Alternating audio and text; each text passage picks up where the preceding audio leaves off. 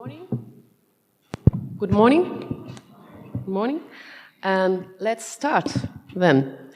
And I'm honored to have the privilege to introduce our first speakers today.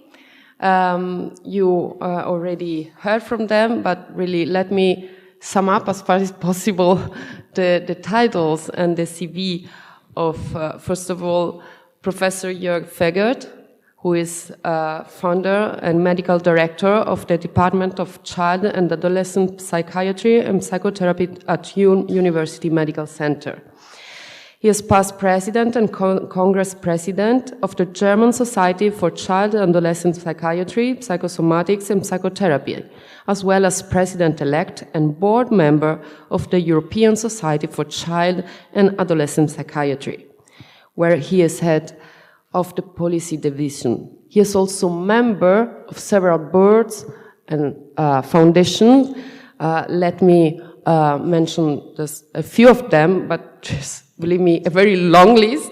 So he was chairman of the Academic Advisory Board on Family Affairs of the German Federal Ministry for Family Affairs, Senior Citizens, Women and Youth, of which is still a member as well as of the National Council Against Sexual Violence Against Children. His main areas of work include neglect, maltreatment, sexual abuse, early intervention, psychosomatic disorders in children and adolescents.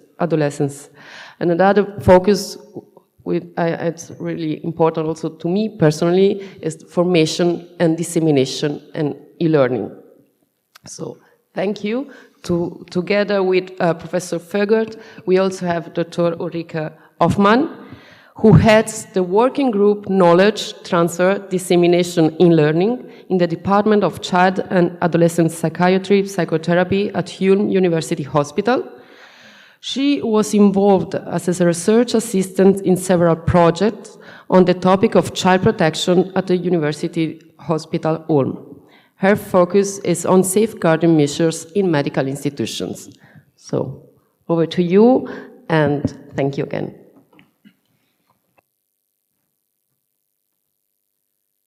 Yes, thank you very much for that very kind introduction. You can't hear? Now it's on. Yeah, it's okay? Yeah, so I thank for the kind introduction. You missed nothing until now. Our talk will be about safeguarding concepts in a prevention research perspective.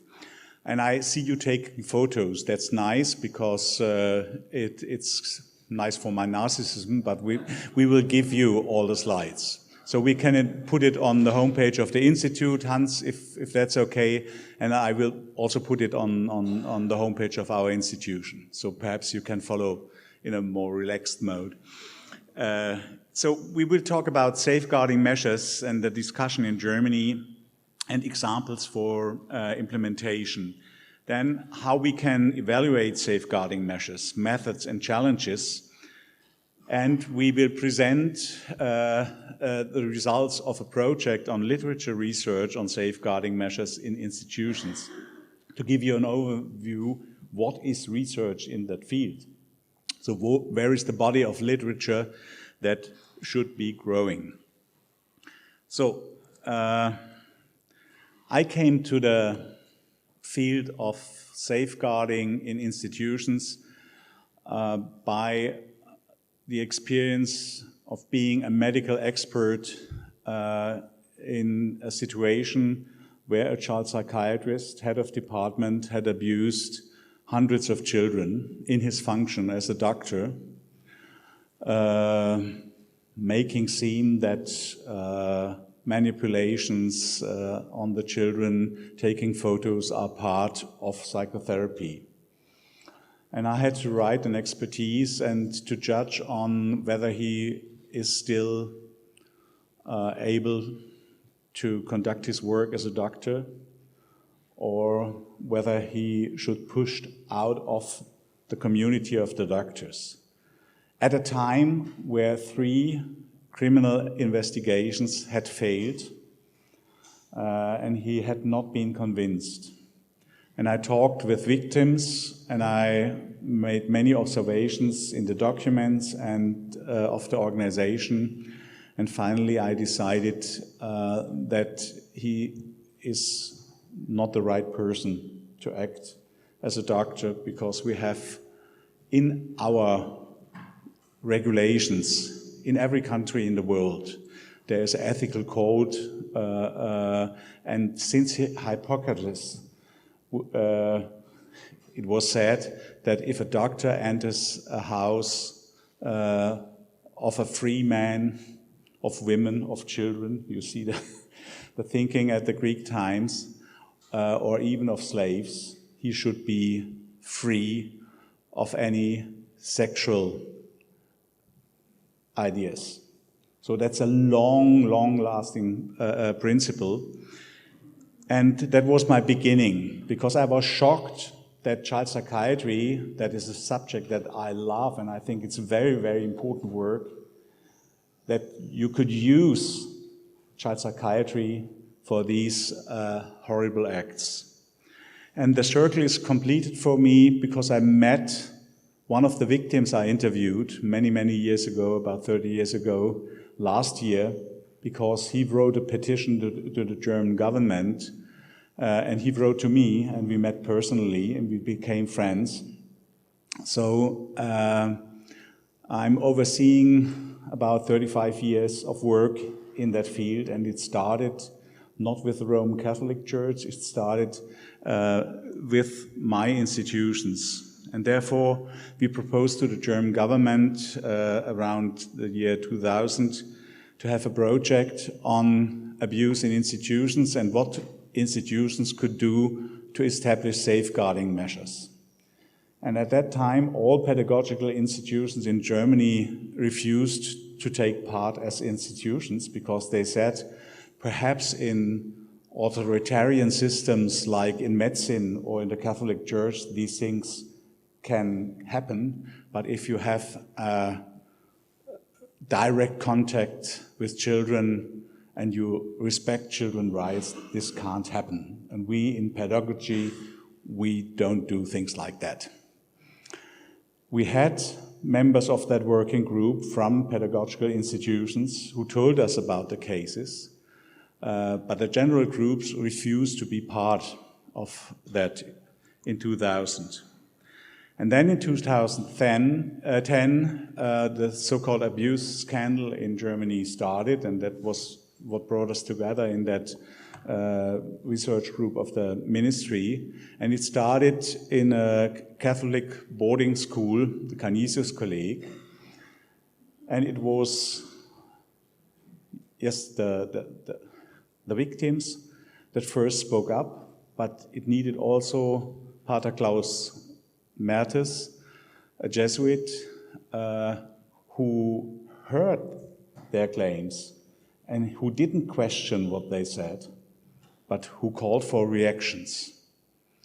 And then in the same year, we had reports about other boarding schools from the other side of the end of the spectrum, from liberal schools like the Odenwald Schule, and we had enormous quantity of abuse cases. And then the German government founded a round table where we met at these round table discussions. And this round table committee had a final report and recommendations. And among these recommendations was a German national standard for safeguarding measures. And this was inductive. In working groups, we brought together what we knew, and we tried to define a standard. And what was the standard for safeguarding measures? It was the analysis, the risk analysis and the potential analysis of the situation. Then preventive measures, a mission statement, behavioral guidelines, possibilities for participation, complaint procedures, child protection sensitive staff recruitment, and training of employees. This is not a checklist, and it's not ending there, but it gives you an orientation if you want to check in your institution what you have and what you should have. I think it's quite helpful. And then what is very important is to have an intervention plan for dealing with employee misconduct. Because many institutions first try to find out the number of the police or the number of an external counselor when they already have the fire in the house. So you need to be prepared in times of peace for these situations. And there are recommendations for the reappraisal of past cases and measures for rehabilitation after false accusation, because that can also happen. It is all about dealing with misconduct in institutions. So it's about the institutional culture. We have to empower and to establish complaints procedures. And they have to be followed up. How many people complain? And for example, in our hospital, we have a complaint system, and one criterion on complaint systems is they work if people complain about the food in hospital. Because at home it's always better than in hospital, yeah? And you can't start with only a complaint system on sexual abuse, because people have to train and to see how you deal with their complaints. So these complaint systems have to include different themes. We need a code of conduct so that everybody who works in our institutions know what they should do and what they should not do. We need these intervention plans I mentioned, and we need a concept for reappraisal of our institutional history, to learn from mistakes, to learn from the accidents we had. And we have to adapt this scheme according to the different cultures and situations. For example, if we talk about child sexual abuse in medical setting, we have also patient homicide by nurses, by doctors. So this is also a part that we have to have in mind. Violence during childbirth, very specific aspects, but you can bring them under that general framework that we usually have in abuse: physical abuse, emotional abuse, sexual assault, neglect. And if you have that framework, you can make like a declination of the problem in your situation. Or another example from pedagogical institutions where peer violence is very important. So you also have to have a view on bullying, on mobbing, online bullying, sexting, and things like that. So you have a general scheme, but you have to adapt it for the situations we are talking about. And now I come to a very theoretical part, and if you want to relax, you just let it pass. But in some way it's important for me as a researcher to tell you there is a body of research on prevention and on evaluation in prevention measures. And first, if we want to learn about prevention measures, we have to discuss on what level we are talking.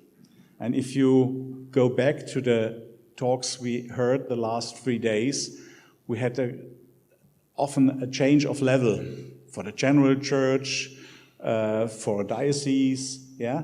We have to distinguish the macro level of the society, of the whole church, the medium level, and the micro level if we talk about prevention. And then we have to talk about, is it the person itself, what we aim to, or are these bystanders? And Hans Zollner and I wrote an article, I think it's 10 years ago, about the importance of bystander research, because the people that are addressed by children are often other children or educators and not people high in the hierarchy.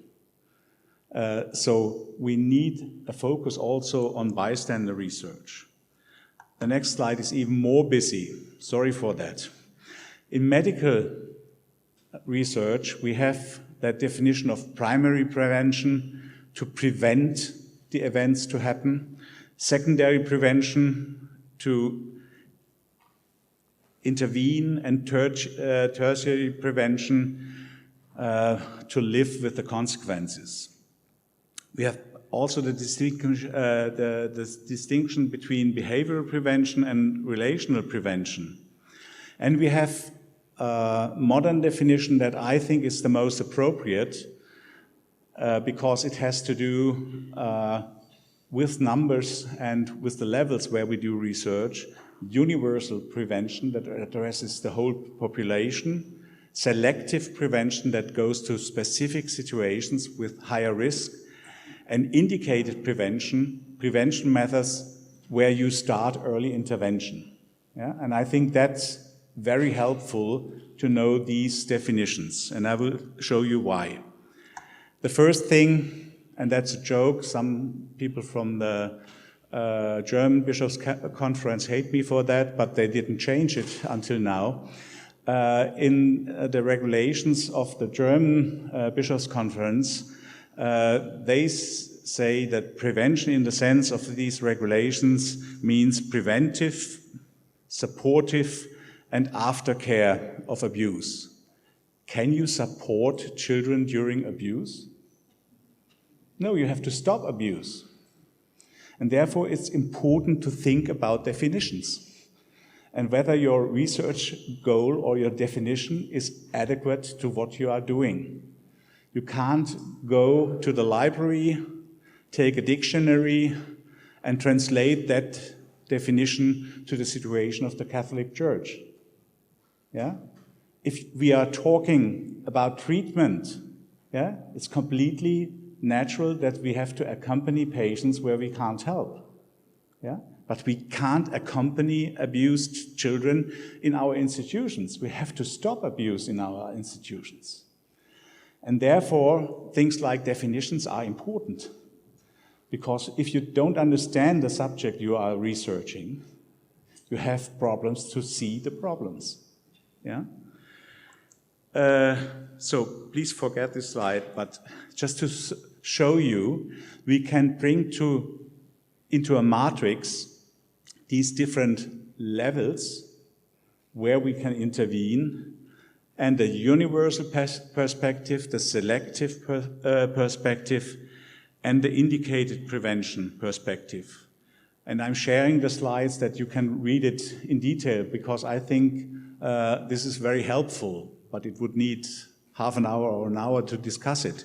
But just to tell you, if we go on the institutions level, we have, as a measure of selective intervention in that institution we are talking about, the implementation of specific safeguarding measures. And we see the institution as a place of protection and competence. So there has to be also competence for first interventions. Yeah? And this is all part of a safeguarding framework. Just some research data to explain what I'm talking about. We did a study in German boarding schools and institutions for children. We needed the consent of the parents, the assent of the children, so we have some selection effects. But we found that more than 40% of the girls in the institutions, it's always in blue, had lived through sexual harassment. 80% had lived through abuse in their whole life. Yeah?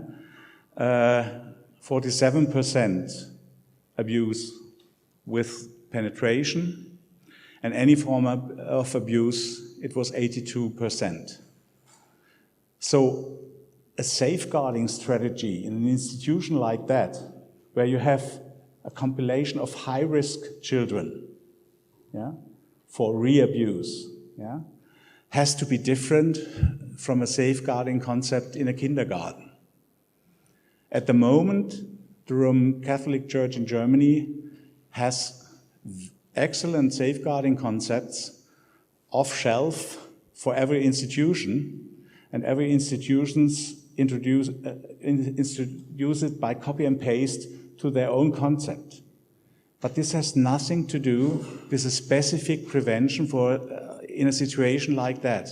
Yeah? So there is a good intention, as I said, but there is not really an appropriate way to react to this. And we have seen that 5% of these children placed in institutions for their protection, in child protection, experience severe sexual abuse after entering the facility. So this is a main issue for these institutions. So as I said, we need to have safeguarding measures, and the institutions have to be places of protection, but they have also to develop competences to deal with these cases in counseling, in bridging the gap to social work. So it's not only hindering these cases, discovering the cases, but caring for the actual victims and for the teams, because for a team, when you have a case like that, it's always a shock and it's horrible. And just to show you that I'm not only talking about theory, in that research day, I would like to talk a bit about our praxis. We have a working group and an institutionalized safeguarding process at my hospital, because it's not a safeguarding thing that is finished, it's a process. And people forget things, we have changes in the personal, and we really have to organize this process. There's a steering board, there's a working group on improvement of clinical procedures, revision of complaint procedures, and we have revisions of our behavioral guidelines. And everybody is involved in this, because you can't do it top down. You have to involve the institution if you want to create a culture. And the children we care for gave us a title for that. We talked about participation and all these abstract things, and they said our aim is being part of it. Yeah, and I think that's a very nice thing, because being part of it is also being part of the community in a parish. Yeah, being part of it is a very important aim. And we changed our mission statement. We developed age-adequate information materials for the children. And from that time, parents also understood what we are doing in treatment. So if children want to recognize whether what the doctor does is wrong or not, they have to know what is usual. So we have an obligation to inform them. Our school informs with this FAQ fanning, very adequate for the weather here, with questions and answers about the situation. How do the teachers talk with the doctors and things like that? What we developed is a map of the institution, and you can paint maps like that for your institution. And then we go with green points, yellow points, red points, and children show us where they feel comfortable and where they see problems. And as the director of the institution, for the first time I learned that the gas station outside the hospital is part of the hospital in the perspective of the children. Because that's the first place where they can go to buy some food, to buy sweets. But it's also a very dangerous place because adults offer alcohol to them. There are also adult psychiatric patients. There have been adult patients that touch the girls. And there's a high risk to be discovered there because the psychologists, the nurses, and the doctors buy pizza at that gas station. So one of the focuses was not in my department, but it was the first time that I talked with the owner of that gas station and about what we want and what we don't want, how they treat our children.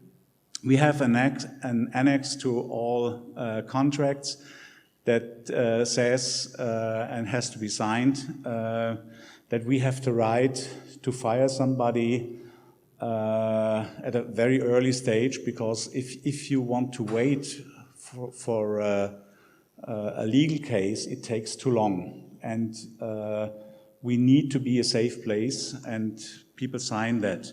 Then we have police records, extended police records, and I was the first in my department to go for my report, and then I make talks everywhere in the world, and then I've seen, oh, it's more than 8 years old, but we have a regulation that every 3 years there should be a new report. So somebody in the administration changed at the letters A to F, and we discovered this by that. So even if you have established a rule, it's extremely difficult in an institution to maintain it. We have made a risk analysis of our situation with the employees. We have guidelines for clinical procedures. We have e-learning courses in many fields, and we do research on that e-learning with self-administered questionnaires. We have a randomized trial design, as you can see here, with a waiting group design. And in the end, we can say that there is a high satisfaction with the courses. And if you look at the learning curve, the waiting group is in orange, and you see while they wait, there's no development, and then their knowledge about safeguarding goes up. So we can prove that these courses are effective, and that's why we need research. A last thing, and then I will hand over to Ulrike, is that we conducted a survey in all the university hospitals in the state of Baden-Württemberg. Here are only the results of my university hospital with about 2,000 participants. And sexual harassment among nurses and doctors, by patients, but also by doctors, by male people in the hospital, is very, very frequent. So if you have people in the hierarchy that harass staff, you will not complain about sexual abuse, because you observe as a child how the adults behave and what's the reaction. So we need really a complete view of what happens in an institution. We have to reach accountability through a participatory development, and we have to stick on a safeguarding process. It's not a one-moment thing, and we really have to learn from mistakes. So how can we evaluate? Ulrike, you continue. Thank you for the moment, and I come back in the end.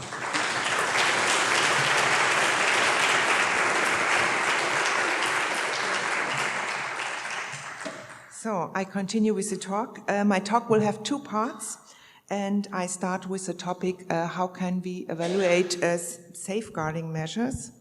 And after that, I will present results of a literature research on safeguarding measures in institutions we are conducting at the moment. Some years ago, we had a research project in our department in the development of safeguarding measures in youth welfare contexts. And in the project, interviews with employees in institutions and also with adolescents were conducted. From one of these interviews, we have this quote: "Our safeguarding concept is in a folder, but I don't know actually where it is right now. But safeguarding measures must be part of everyday life in institution, otherwise they provide no protection." So how can we measure if they have an impact on the safety of children in institutions, and if they are part of everyday life? In principle, we find different approaches are possible to evaluate safeguarding measures, and in principle, We find two approaches in assessment, and one is quantitative assessment, and the second one is qualitative assessment. As Professor Fegert already says, a quantitative assessment counts things. So what can we count? We can count whether we have elements of safeguarding measures in the institutions, or whether we find a decrease in violence towards children after we implemented the safeguarding measures in the institutions. And in the qualitative research, we get more in the depth of these elements, or we can look at processes of the development of safeguarding measures. And following this, quantitative research looks more to the quality of the elements. I would like to illustrate this with an example. If we look to the element intervention plan to dealing with cases, the quantitative assessment would ask, do we have an intervention plan, yes or no? And if you use a qualitative assessment, you could prepare guiding questions, and we could answer questions like, do the staff know the intervention plan? Did the intervention plan work in the concrete case? Or does each employee know what to do in a suspected case, or who to inform? And I will now turn to the pros and cons of each approach. First, measuring the decrease of violence in the institution.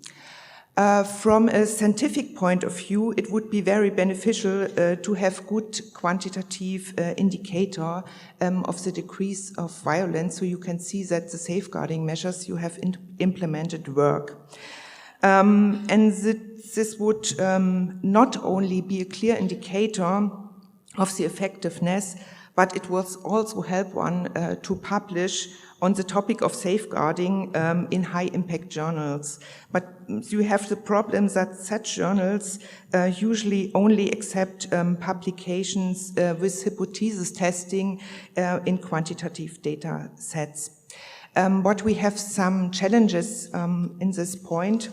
In small institutions or in individual small institutions with low expected base rates of abuse, it is difficult to measure the decrease because you have only a small number of cases and the cases are not comparable.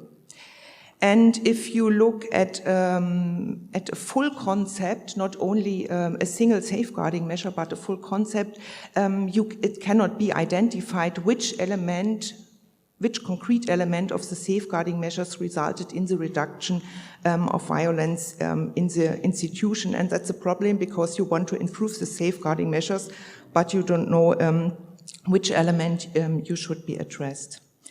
Possibly we can find after the implementing of safeguarding measures, or especially after to implement a complaint system, in the first phase, an initial increase of cases because cases are more likely to be reported. It is always useful to record and document the incidents because you want to improve safeguarding measures and you want to learn from mistakes. If we look at the availability of the elements of safeguarding measures in the institutions, there must be said that the mere presence of the elements says nothing about their quality, nor about whether the elements are in use in the institution. For example, if you have an intervention plan and you can say, yes, we have an intervention plan and everything is okay, you don't know already if the plan works in the concrete case. So you say you have an intervention plan, but you don't know if it works. So it is useful also to use some qualitative assessment because you can have a look to the quality of the elements you implemented, and indicators are, for example, the frequency of use or the usability in a concrete case. An example, if you have a complaint procedure and you never get a complaint, something with your procedure doesn't work. So in that case, you should develop another approach or procedure for complaints. And its complaint system must also be age appropriate. It must work for children or work for adults, or what is your target group. If you focus on the quality of the elements, it is not good applicable for all elements because, for example, you don't know what makes a mission statement a good mission statement. It's not good measurable. So it's not so easy to use a qualitative approach, for example, on this element. Another approach we also do in our institutions is to look at the development process in the institutions. So you focus with that approach not on the element of safeguarding measures itself, but in the process of development. And guiding questions can be, is the safeguarding process supported by the management level? Or are the employees regularly informed and kept up to date, or have you sufficient resources and long-term structures? Because safeguarding measures, the implementation of safeguarding measures should be an ongoing process, and you should focus that not only for one time, but for years. And also, do you a regular revision? If you have a case, you look back to the elements and improve them in a process. And what is a very important question in the development of safeguarding measures, for my opinion, is to look at the children and adolescents, and also at the employees if they feel comfortable and safe in the institution. In summary, we can see that every approach can answer specific predefined question, but no approach can answer all questions, and it is therefore recommendable to use different approaches in the evaluation of safeguarding measures. And you can follow the quote, form follows function. So the form of the evaluation should follow the function of the evaluation. So the first thing you should answer for yourself is, what do you want to know about your safeguarding measures? I will now move to the second part of my talk, as the results of a literature research on safeguarding measures in institutions. The title of the project is Analysis of Needs and Target Groups for Interdisciplinary Knowledge Sharing on Safeguarding, duration from January to August 2023. And we have in this project two goals. The first is to conduct a literature research on safeguarding with focus on different questions, for example, terminology, context, regional distributions of the articles, or the form of maltreatment which is addressed. And the second goal is to consider opportunities for the establishment of specific journal on safeguarding or a book series. So what would we do, or what do we do? We make literature research in two bibliographic databases, PubMed and Ovid, and search for articles in English and German. And we are in contact with the project Institutional Responses to Child Maltreatment Evidence Gap Map Report. What is our progress? With our defined screening terms, we found about 5,500 hits on publications, and we are in the moment in the screening process. Until the mid of May, we screened 1,400 articles, and yesterday in the evening I got a new status from my team. So we have now a status of screened articles about 3,500. We included about 180 articles and excluded 3,200. And I will now present the current status. I will first tell you something about the project Evidence Gap Map. In this project, also a literature review is conducted, but the focus is only on studies where the effectiveness of safeguarding measures is addressed. And the results of this research is mapped in different matrices. You can see an example in the screenshot. And the different colors here represent different forms of or different types of studies. And the larger the dot, the higher is the number of studies to the concrete topic. And if we make a comparison between the evidence gap map and what we do, is we do both literature research. Our focus is where can we find a place, or where is a place for studies on safeguarding in the journal landscape? Have we an international consensus on the terminology regarding safeguarding? Because in Germany we have a consensus. We speak of Schutzkonzepte. If you made a direct translation, it would be protection concepts. But in other countries, maybe we don't find a consensus in the terminology. And have we shared definitions on the core elements of a safeguarding concept? For Germany, as Professor Fegert already presented, we have a standard with different elements we should include in safeguarding measures, but we don't know it for other countries. The evidence gap map is searching for studies with proof of evidence, what is effective in the area, and what are gaps in the research. And we have an overlap in some points. And I will now, on 6 slides, present the results and compare it with the results of the evidence gap map. First, to the terminology. The term safeguarding does not seem to represent an established term in research. It is more common to paraphrase, for example, with child protection interventions used within institutional settings or interventions to ensure children's safety in institutions and so on.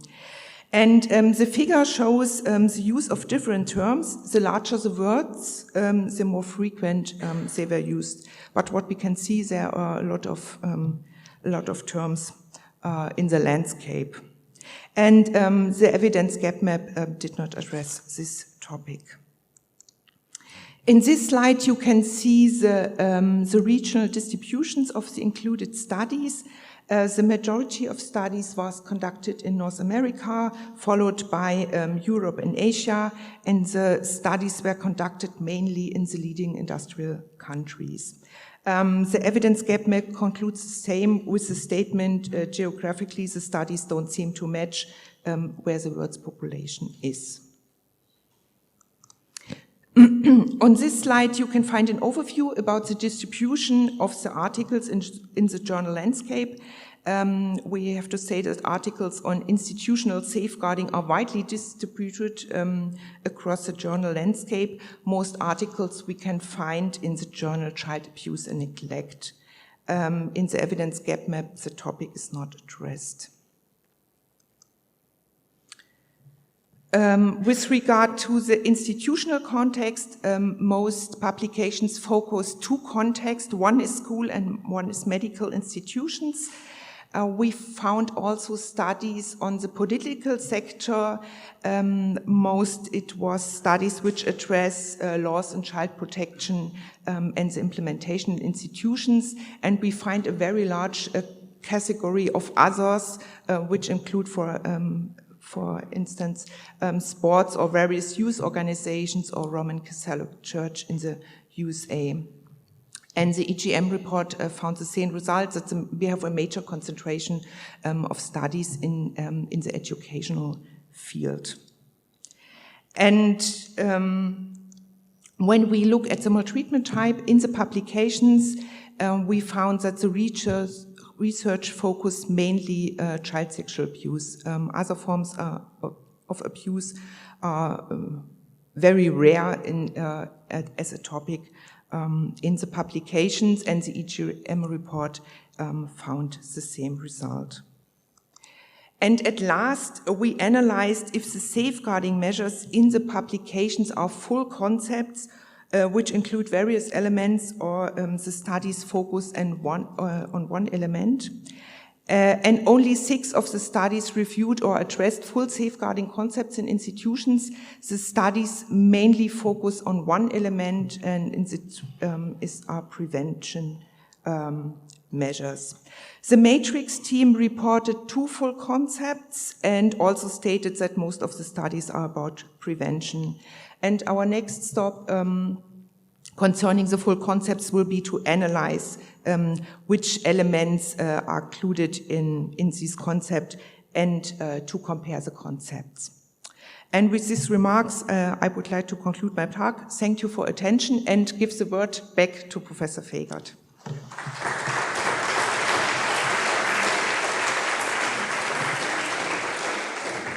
Just to come to the end, what's the conclusion of this? I think we need a platform for scientific discussion on safeguarding. And we contacted several editors, all the big book editors, and we were very happy that Springer Nature will publish a new book series under the title Research and Current Opinions on Safeguarding that we will co-edit. So beyond that research day, we will have a home for literature in that field, and we can build up a body of literature. We will start in German and English. Today, translation is very easily made, but as we have a special development in German and high interest in these subjects, the publisher wanted to have the edition in Germany. And the first book will focus on the content of this talk and the results of that research. But we are also looking for new ideas. So if you have in the discussion groups today ideas, or if you have manuscripts, doctoral theses, everything is welcome. In Germany, we have a newsletter that reaches out to 6,000 professionals in the field, social workers, educators, psychologists, medical doctors. And we will attach to that newsletter a safeguarding forum because we didn't find any scientific publisher to found a new journal on safeguarding. And I have to admit that working together with an institution from the Roman Catholic Church was in that scientific world not an advantage.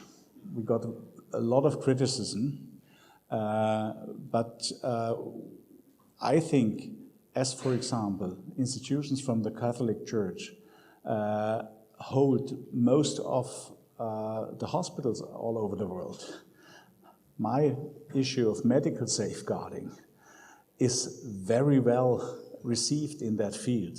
And we will go on and we will try out whether that works, and perhaps in 2 or 3 years, if you all read it and if you all contribute to that newsletter, we will perhaps have a scientific journal. Last point, to bridge the gap between research and practice, Bishop Fürst, the bishop of the diocese that is responsible for the city of Ulm, and we proposed to our state government to introduce an evaluation process like an auditing process.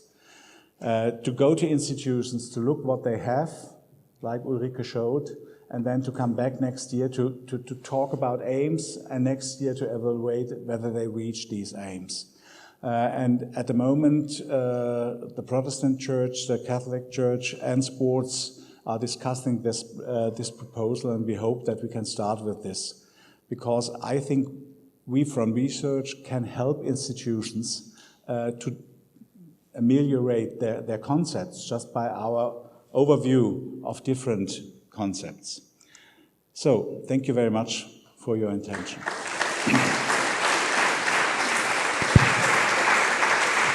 Thank you, Professor Fegert and Dr. Hoffmann. I think that was really the best way to start, because it concretely shows that there is space for filling the gap and doing something that can have concrete outcomes. So We don't have much time, but I would nevertheless ask whether there are a couple of questions. Please, does anyone has the microphone? Otherwise, can you take care of this, Simon? Or you can, yeah, please. Is it on? Yes. Yeah. Hi, everyone. So my name is Karen De Vries, and you're going to be hearing. Sorry. You're going to be hearing from me after the break. I'm Karen. Thank you so much for the presentations. They were really interesting and very clear, and I always get excited about the evidence gap maps. I think they're a really useful exercise. I'm wondering about terminology, because I'm an epidemiologist by training, so I work on violence prevention and child protection, but I actually tend not to use the term safeguarding. And to me, the word cloud that came up in the evidence gap map is sort of showing that actually there is a body of literature out there. It's just not called safeguarding. So that makes me wonder, in your new book, if you'll be starting off with a chapter kind of addressing our terminology. I think that would be a useful contribution. Yeah, thank you very much for that question. Obviously, we will start with that, because that is one part of the problem that I think within parts of the Roman Catholic Church, the term is established now. So people will look and search under that term. And in science, in epidemiology, we are not used to use it. And we could perhaps bridge the gap. We are always asked to have keywords on our texts. And if we write about child protection in schools, and we have one keyword, safeguarding, you will find more literature if you go to a data bank and look at safeguarding. So I think there is no central solution for the problem. It's a question of a dialogue. You can't say Roma locuta, causa finita, it's safeguarding. Yeah? The scientific world will not accept it. It's in data banks, and therefore we have to bridge that gap. Further questions? Just one or two. Sorry, but...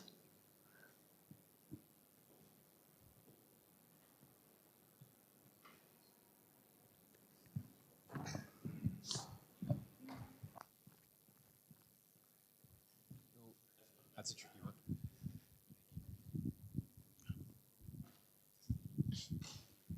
one. Thank you both for an amazing presentation. My name's Tim Moore. I'm from the Institute of Child Protection Studies at the Australian Catholic University.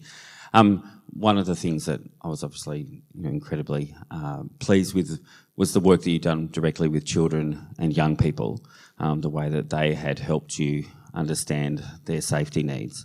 One of the fears I think people talked about over the last couple of days, both within the research context but also within parishes and faith communities and the like, is about how you safely and ethically involve children and young people. So my question is two parts. One, any advice from a highly regulated research space on how we best engage children? But also secondly, I'm interested in your measures and the like, and whether or not you'll consider how children and young people have been involved both as participants but also potentially as co-designers of some of those measures.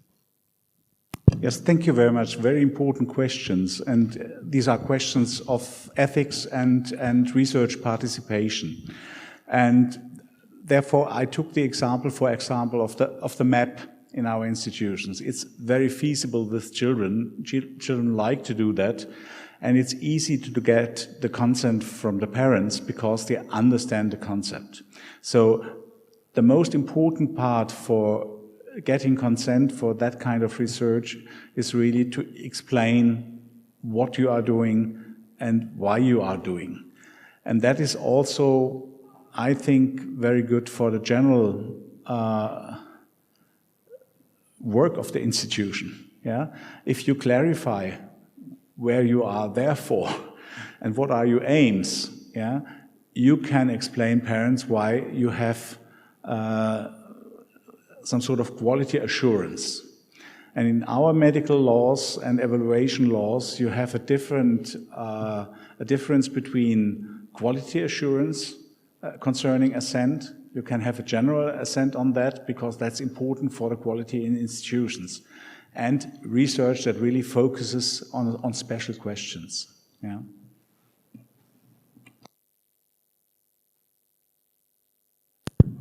Another question, perhaps the last one. How would you evaluate culture? As Ulrike said, we have qualitative interviews, for example, doing interviews in an institution. And if you listen 1 hour, 1.5 hours to a person, and you have an interview guideline, but you don't ask questions. You let them tell their impression. They tell you everything. Yeah? Just the fact that somebody comes from outside and wants to hear, yeah, you learn a lot. So you can't describe culture as a whole, but you can describe parts of the culture. You can accumulate the observations you have in phrases. There are techniques for that. And then you can come with clusters that explain, oh, that's an important part of the culture. There you have a division, or perhaps people in the hierarchy say that we are very open, but people working there say the hierarchy doesn't listen to us. So I think there are approaches to go to culture. And then you can construct a questionnaire and go back to the users or to the people working there, and you can have quantitative data. So even something that seems so general, like culture, can be researched with these methods. Very much once again. Before we go